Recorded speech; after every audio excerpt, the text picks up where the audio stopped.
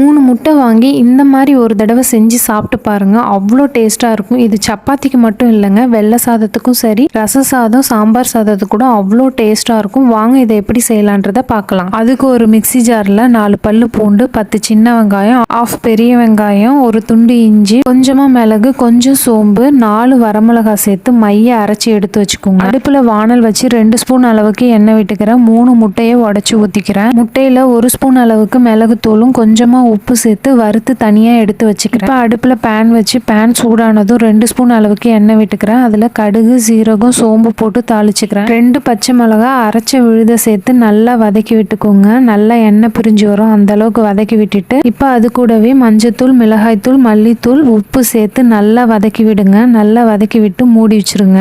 ஒரு 10 நிமிஷத்துக்கு அப்புறம் நல்லா எண்ணெய் பிரிஞ்சு வெந்து வந்திருக்கும். இப்போ வறுத்து வச்ச முட்டையை சேர்த்துக்கலாம். முட்டையை சேர்த்து நல்லா வணக்கி 2 நிமிஷம் வணக்கி விட்டு கொத்தமல்லி தழை